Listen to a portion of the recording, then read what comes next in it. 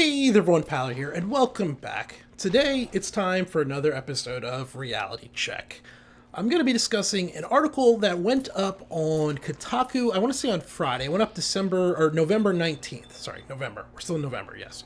And it's titled A Price of Games Journalism. I'll have it linked here in the video. It'll also be in the description down below.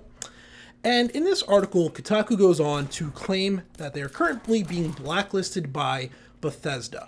And they say that this has been going on since they leaked, or they didn't leak, but they reported on leaked information back in December of 2013 about the existence of Fallout 4 and some elements of it, such as it being located in Boston and having a voice protagonist. They claim that since this has happened, they no longer receive any of the standard mailings from Bethesda, the standard press material, screenshots, videos, or anything like that. They haven't received any review keys or review codes. They also are not receiving they're not hearing back from them when they make phone calls or inquire about responses to stories or anything like that. In this article, they also claim that they are getting roughly the same experience from Ubisoft, and that this has been going on since they did basically the exact same thing as they did with Fallout 4 for Assassin's Creed Syndicate, what at the time they thought was going to be called Assassin's Creed Victoria, or Victory, but they claimed it was going to be in Victorian London, 19th century, blah, blah, blah, blah. In general, what they put out in their article shows that they actually were spot on. What they knew was coming out, or was expected, seemed to be pretty darn accurate, and it tells us that they likely had very reliable resources. Their contacts were definitely within the company and knew what they were talking about.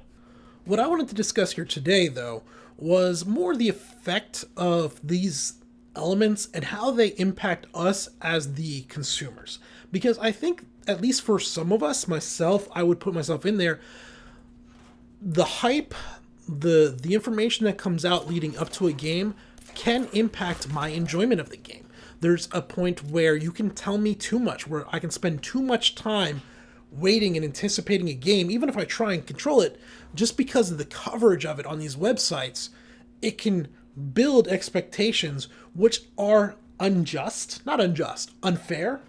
unrealistic, and when the game does come out, I hold that game to those unrealistic expectations, and it's bound to fail.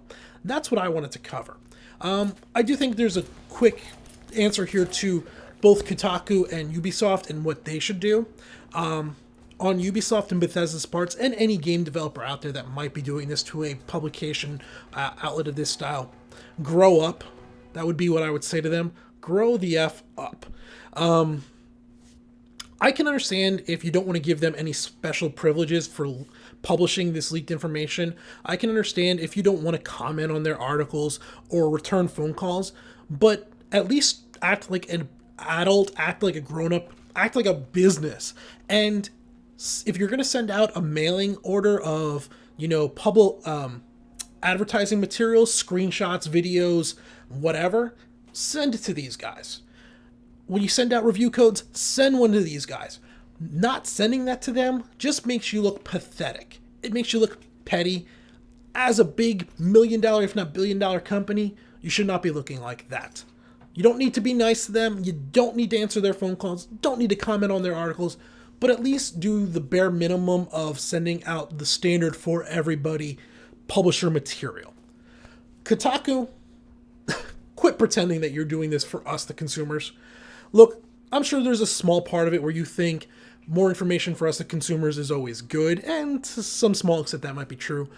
But you put this information out because you had a hot take that was going to generate clicks, that was going to generate ad revenue, that was going to generate site traffic, was going to be better for your company. That's why you did that. That's why you released this information. It's not for us, the consumers. It's to draw us, the consumers, to your website to put more money in your pockets. And you know what? That's okay. You guys are a business. You got to stay in business. You do that by generating ad revenue. I can understand that, but don't pretend you're holier than thou and you're standing up for us, the consumer, and being all righteous about it. No, you're not. No, you're not. You're doing what's in your best interest, and there's nothing wrong with that, but knock it off. Now to what I think is the interesting part of this conversation. What is best for us, the consumer? And I think we're all going to have a different answer here. I know for myself, I try very hard to avoid hype. I try very hard when I see something.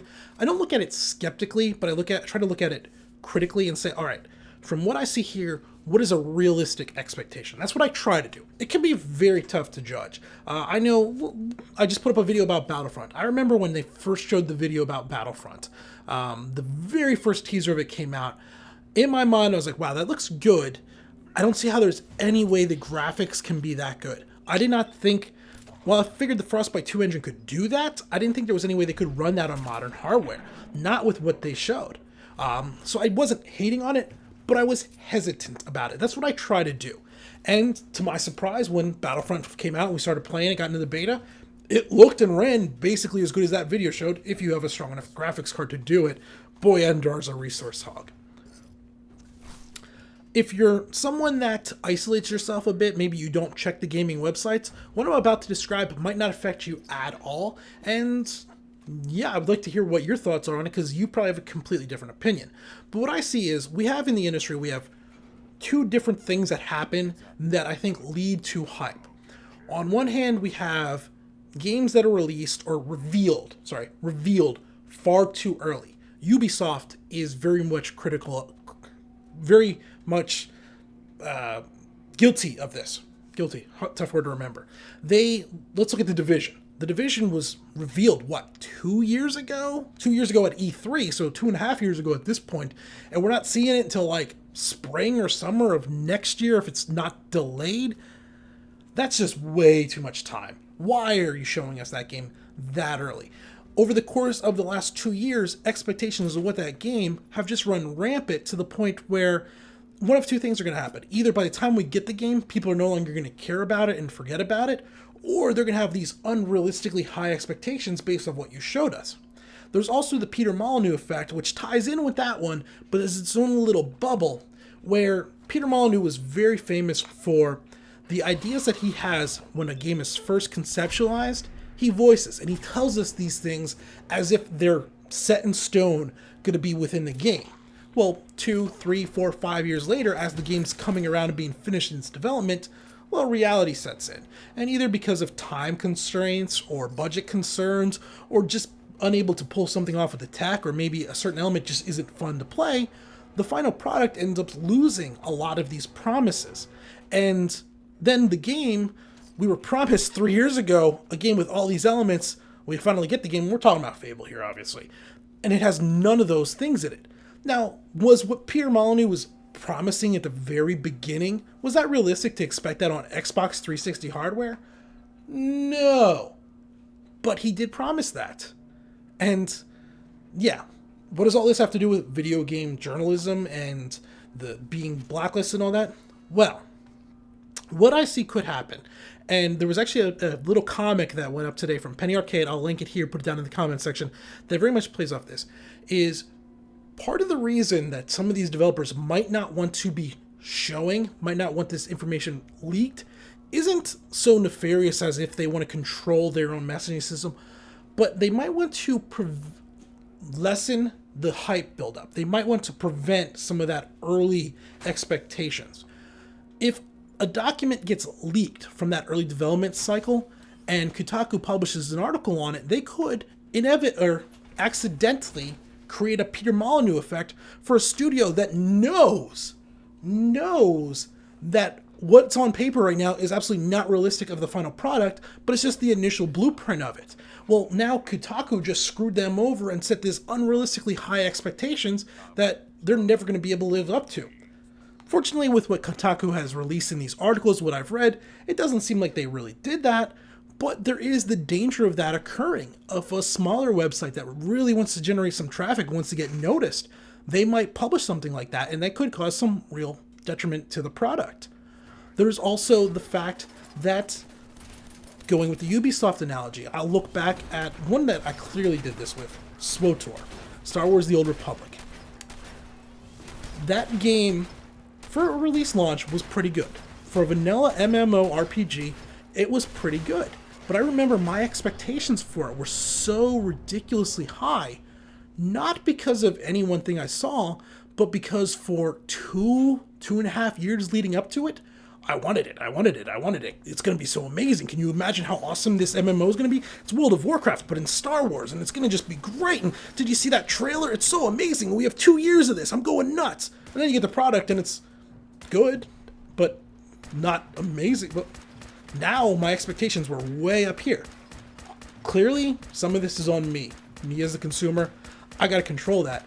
But is there not some responsibility from these websites to maybe every time there's a new screenshot, don't put it up there?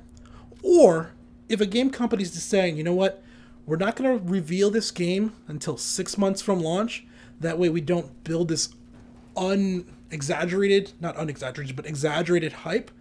Maybe you got to respect that, because it's in the best interest for the game itself and for us, the consumers, in some ways.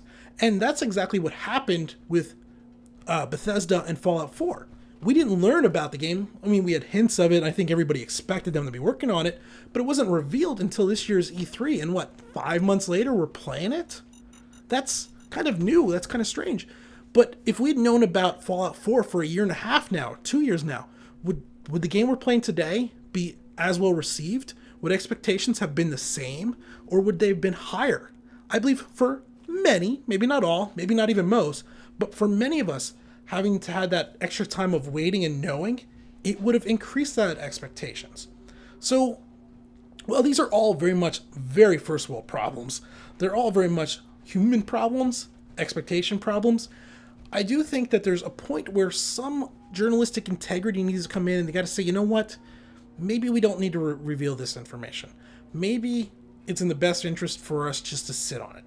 Unfortunately, that'll never happen because, as I said earlier, it's in Kotaku, PC Gamers, Rock Paper Shotguns, whoever's best interest to generate as much traffic.